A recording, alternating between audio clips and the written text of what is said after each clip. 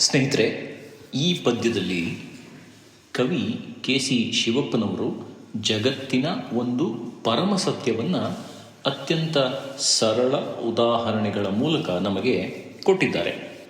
ಗೂಗೆ ಒಪ್ಪದು ಹಗಲ, ದಿನಪ ಮುನಿವನೆ ಅದಕ್ಕೆ, ಹಳಿದರೇಂ ಕಾಗೆ ಕೋಗಿಲೆಗೆ ನೋವೇನು, ಕುರುಡ ಮೆಚ್ಚನು ಎಂದು ಕನ್ನಡಿಗೆ ಕಷ್ಟವೇಂ, ಇಹುದೇ ಅರಿವಿಗೆ ಕೊರತೆ ಮುದ್ದುರಾಮ.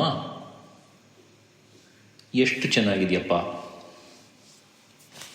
ಗೂಬೆಗೆ ಹಗಲಿನ ಬೆಳಕು ಕಾಣಿಸೋದಿಲ್ಲ ಮತ್ತು ಅದು ಹಗಲನ್ನು ಒಪ್ಕೊಳ್ಳೋದಿಲ್ಲ. ಆದರೆ ಗೂಬೆ ಒಪ್ಕೊಳ್ಳೋದಿಲ್ಲ ಅಂತ ಹೇಳಿ ಇಡೀ ಜಗತ್ತಿಗೆ ಬೆಳಕು ಕೊಡ್ತಿರುವ ಸೂರ್ಯ ಇದನ್ನಲ್ಲ, ದಿನಪ, ಅವನು ಗೂಬೆ ಮೇಲೆ ಕೋಪಿಸ್ಕೊಳ್ಳೋಕೆ ಸಾಧ್ಯನಾ ಅಂತ ಪ್ರಶ್ನೆ ಕೇಳ್ತಾ ಇದ್ದಾರೆ. ಸೂರ್ಯನ ಬೆಳಕು ಸತ್ಯ, ಅದು ಎಲ್ಲರಿಗೂ ಗೊತ್ತು ಅಲ್ವಾ.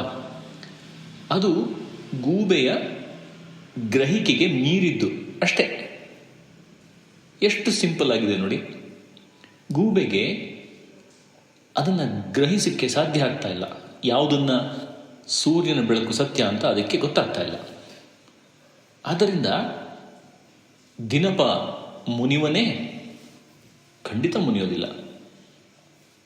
ಅದೇ ರೀತಿ ತನ್ನ ಕರ್ಕಶ ಧ್ವನಿಯಿಂದ ಕಾಗೆಯು ಕೋಗಿಲೆಯ ಮಧುರ ಗಾನವನ್ನು ಹಳಿದರೆ, ನಿಂದನೆ ಮಾಡಿದರೆ, ಹಳಿದರೇಂ ಕಾಗೆ ಕೋಗಿಲೆಗೆ ನೋವೇನು, ಅದರಿಂದ ಕೋಗಿಲೆಗೆ ಅದರ ಗಾಯನದ ಮಾಧುರ್ಯಕ್ಕೆ ಯಾವುದೇ ಕಾರಣಕ್ಕೂ ಕುತ್ತು ಬರೋದಿಲ್ಲ. ಬರುತ್ತಾ? ಬರೋದಿಲ್ಲ. ಅಥವಾ ಕೋಗಿಲೆಗೆ ಅದರಿಂದ ನೋವಾಗುತ್ತಾ? ಖಂಡಿತ ಇಲ್ಲ. ಕೋಗಿಲೆ ಕೋಗಿಲೆಯೇ, ಕಾಗೆ ಕಾಗೆಯೇ. ಇನ್ನೊಂದು ನೋಡಿ, ದೃಷ್ಟಿ ಇಲ್ಲದವನು ತನ್ನ ಸೌಂದರ್ಯವನ್ನು ನೋಡಲಾರದೆ ಕನ್ನಡಿಯನ್ನು ಮೆಚ್ಚದೇ ಇರಬಹುದು.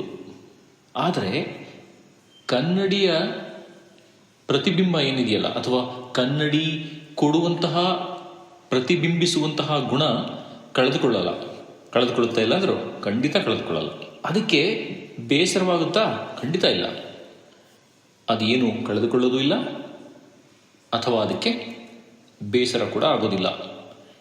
ಕವಿ ಕೇಳ್ತಾ ಇದ್ದಾರೆ, ಬೇಸರವಾಗುತ್ತಾ ಕನ್ನಡಿಗೆ? ಕೊನೆಯದಾಗಿ ಕವಿ ಹೇಳ್ತಾರೆ, ಯಾರೋ ಒಬ್ಬರು ತಮ್ಮ ಅಜ್ಞಾನದಿಂದ ಸತ್ಯವನ್ನು ನಿರಾಕರಿಸಿದರೆ ಅದರಿಂದ ಜ್ಞಾನಕ್ಕಾಗಲಿ ಅಥವಾ ಸತ್ಯಕ್ಕಾಗಲಿ ಯಾವುದೇ ಕೊರತೆ ಉಂಟಾಗುತ್ತದೆಯೇ ಅಂತ ಪ್ರಶ್ನೆ ಕೇಳ್ತಾರೆ. ಇಹುದೇ ಅರಿವಿಗೆ ಕೊರತೆ. ಯಾರದೋ ಅಜ್ಞಾನ ಅವರಿಗೆ ಸತ್ಯವನ್ನು ಒಪ್ಪಿಕೊಳ್ಳಕ್ಕೆ ಅಥವಾ ಸತ್ಯ ಕಾಣದೇ ಇದ್ದರೆ, ನಿರಾಕರಿಸಿದರೆ ಯಾವುದೇ ಕಾರಣಕ್ಕಾಗಿ ಜ್ಞಾನಕ್ಕಾಗಲಿ ಅಥವಾ ಸತ್ಯಕ್ಕಾಗಲಿ ಕೊರತೆ ಉಂಟಾಗುವುದಿಲ್ಲ. ನಾನು ಕಣ್ಣು ಮುಚ್ಕೊಂಡ್ರೆ ಸೂರ್ಯ ಹುಟ್ಟಲಿಲ್ಲ ಅಂತನಾ? ಖಂಡಿತ ಇಲ್ಲ. ಸೂರ್ಯ ಹುಟ್ಟುತ್ತಾನೆ, ಚಂದ್ರ ಬರ್ತಾನೆ, ಆ ಸತ್ಯಗಳು ಯಾವತ್ತೂ ನಮ್ಮಲ್ಲಿರ್ತವೆ. ಅದನ್ನು ನಾನು ತಿಳಿಯಲಿಕ್ಕೆ ಪ್ರಯತ್ನ ಪಡದೆ ಅದು ಇಲ್ಲ ಅಂತ ನಾನು ಅಂದ್ಕೊಂಡ್ರೆ, ಇಂಗ್ಲೀಷಲ್ಲಿ ನಾವು ಹೇಳ್ಬಿಡ್ತೀವಲ್ಲ, ದಟ್ಸ್ ನಾಟ್ ಮೈ ಪ್ರಾಬ್ಲಮ್ ಅಂತ ಹೇಳ್ತೀವಿ. ಹಾಗೆ ಆ ಥರ ಜರಿದಾಗ ಸತ್ಯಕ್ಕೆ ಯಾವುದೇ ಕುತ್ತು ಬರುವುದಿಲ್ಲ. ಇದೇ ರೀತಿ ಈ ವೈಜ್ಞಾನಿಕ ದೃಷ್ಟಿಯಿಂದ ನೋಡಿದಾಗ ಅದು ಇನ್ನೂ ರೋಚಕವಾಗಿದೆ. ವಸ್ತುನಿಷ್ಠತೆ ಅಂತ ಒಂದು ಬರುತ್ತೆ, ಅಥವಾ ವಸ್ತುನಿಷ್ಠ ಸತ್ಯ, ಆಬ್ಜೆಕ್ಟಿವ್ ರಿಯಾಲಿಟಿ. ಈ ವಿಜ್ಞಾನದ ನಿಯಮಗಳು ಏನಿದೆಯಲ್ಲ, ಅದು ಮನುಷ್ಯನ ಅಥವಾ ಯಾವುದೇ ಜೀವಿಯ ವೈಯಕ್ತಿಕ ಗ್ರಹಿಕೆಗೆ ಒಳಪಟ್ಟಿರುವುದಿಲ್ಲ.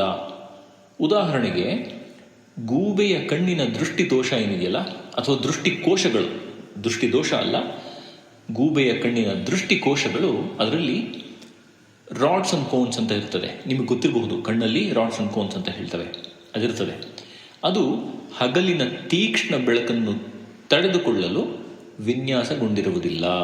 ಅಂದ್ರೆ ಏನು? ಆ ರಾಡ್ಸ್ ಅಂಡ್ ಕೋನ್ಸ್ ಏನಿದೆಯಲ್ಲ, ಆ ಬೆಳಕನ್ನು ಗ್ರಹಿಸಲಿಕ್ಕೆ ವಿನ್ಯಾಸಗೊಂಡಿಲ್ಲ. ಅದು ಕೇವಲ ಆ ಜೀವಿಯ ಜೈವಿಕ ಮಿತಿ ಅಷ್ಟೇ, ಅದು ಬಯೋಲಾಜಿಕಲ್ ಲಿಮಿಟೇಷನ್. ಹಾಗೆಂದು ಭೌತ ವಿಜ್ಞಾನದ ಪ್ರಕಾರ ಬೆಳಕಿನ ಫೋಟಾನ್ಗಳೇನಿದವಲ್ಲ, ಅದರ ಅಸ್ತಿತ್ವ ಸುಳ್ಳಾಗೋದಿಲ್ಲ. ಗೂಬೆಗೆ ಬೆಳಕಿನಲ್ಲಿ ಬರಲಿಕ್ಕಾಗೋದಿಲ್ಲ, ಕಣ್ಬಿಡಕ್ಕಾಗೋದಿಲ್ಲ, ಅದರಲ್ಲಿ ರಾಡ್ಸ್ ಅಂಡ್ ಕೋನ್ಸ್ ಪಡೆದುಕೊಳ್ಳಿಕ್ಕೆ ಅಥವಾ ತಡ್ಕೊಳ್ಳಿಕ್ಕೆ ಆಗೋದಿಲ್ಲ ಅಂತ ಹೇಳಿದ ಮಾತ್ರಕ್ಕೆ ಬೆಳಕಿನಲ್ಲಿರುವ ಫೋಟಾನ್ಗಳು ಇಲ್ಲ ಅಂತ ಹೇಳಲಿಕ್ಕೆ ಆಗೋದಿಲ್ಲ. ಅದರ ಅಸ್ತಿತ್ವ ಇದ್ದೇ ಇರ್ತದ, ಫೋಟಾನ್ಗಳಿದ್ದೇ ಇರ್ತದೆ. ಈ ಸತ್ಯ ಏನಿದೆಯಲ್ಲ ಬ್ರಹ್ಮಾಂಡದಲ್ಲಿ, ಗುರುತ್ವಾಕರ್ಷಣೆ ಆಗಲಿ ಅಥವಾ ಬೆಳಕಿನ ವೇಗವಾಗಲಿ, ಯಾರೋ ಒಬ್ಬರು ಅದನ್ನು ನಂಬಲಿಲ್ಲ ಅಂತ ಹೇಳಿದ ಮಾತ್ರಕ್ಕೆ, ಯಾರೋ ಒಬ್ಬರು ಅದನ್ನು ಮೆಚ್ಚಲಿಲ್ಲ ಅಂತ ಮಾತ್ರಕ್ಕೆ ತನ್ನ ಪ್ರಭಾವವನ್ನು ಬದಲಿಸುವುದೇ ಇಲ್ಲ. ಬೆಳಗ್ಗೆ ಆಗ್ತದೆ, ರಾತ್ರಿ ಆಗ್ತದೆ, ಮಳೆ ಬರ್ತದೆ, ಬಿಸಿಲು ಬರ್ತದೆ, ಚಳಿ ಆಗುತ್ತೆ. ಈ ಸತ್ಯ ಮರೆಮಾಚಲಿಕ್ಕೆ ಸಾಧ್ಯವೇ ಇಲ್ಲ. ಸತ್ಯವು ಯಾರ ಅಪೇಕ್ಷೆಗೂ ಕಾಯದೆ ತನ್ನಷ್ಟಕ್ಕೆ ತಾನು ಪ್ರಕಾಶಿಸುತ್ತಿರುತ್ತದೆ. ಎಷ್ಟು ಸತ್ಯ ನೋಡಿ ಅಲ್ವಾ? ಸತ್ಯ ಯಾರನ್ನಾರು ಕಾಯ್ತದಾ? ಇಲ್ಲ.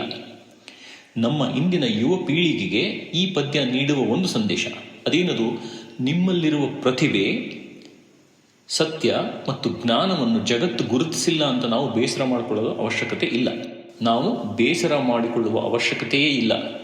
ಕತ್ತಲಿಗೆ ಬೆಳಕಿನ ಅರಿವಿಲ್ಲ ಎಂದ ಮಾತ್ರಕ್ಕೆ ಬೆಳಕು ತನ್ನ ಅಸ್ತಿತ್ವವನ್ನು ಕಳೆದುಕೊಳ್ಳುವುದಿಲ್ಲ.